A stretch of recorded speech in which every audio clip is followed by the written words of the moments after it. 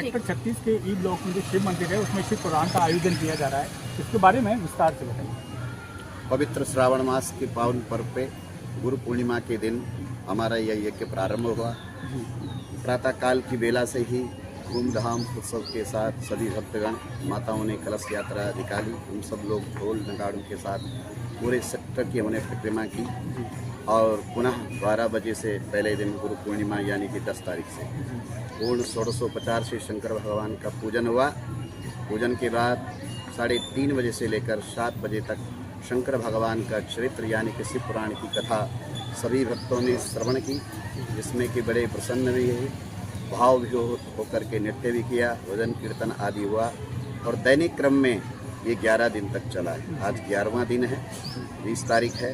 प्रातःकाल की बेला में हमने 108 पार्थिव पूजन किया। दैनिक हम पार्थिव पूजन करते थे। शिव पुराण में पार्थिव पूजन का विशेष महत्व है। जो भी भक्त अपनी जिस भी कामना को लेकर के पार्थिव पूजन में शंकर भगवान के समक्ष बैठते हैं, उनकी वह कामना पूर्ण भी होती है, सिद्ध भी होती है और शंकर भगवान का अनन्य आशीर्वाद उनको प्राप्त हो जाता है। इसी क्रम में हम नित्य कथा करते थे। कथा में भी सब शंकर भगवान का चित्र सुनाया गया कि कैसे शंकर भगवान और सती का विवाह हुआ। सती जी को संदेह हुआ तो उन्होंने अपना शरीर योग अग्नि के द्वारा जलाया गया और उसी सती का पुनर्जन्म जो पार्वती हुआ, शंकर पार्वती का विवाह, कार्तिकेय जी का जन्म, गणेश जी का जन्म, उनका विवाह पूरे चित्र में सुनाए। भक्त भाव विभोर हो गए और आज प्रातःकाल की वेला से जो लगातार अभिषेक चल रहा है उसमें सब कृतार्थ हो गए। और ये जो 11 दिन हमारे जीवन के हैं ये बहुत ही आनंदमय, सुखमय, ऐश्वर्यमय, भक्तिमय व्यतीत हुए हैं। शंकर भगवान की विशेष कृपा हमें भी प्राप्त हुई है, भक्तों की भी वो भी प्राप्त हुई।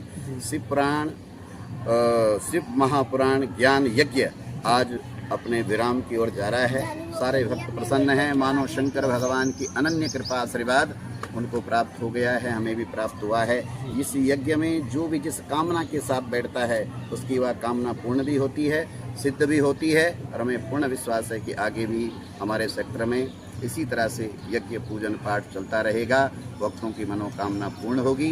सभी भक्तों ने अपना तन मन धन से सहयोग किया है।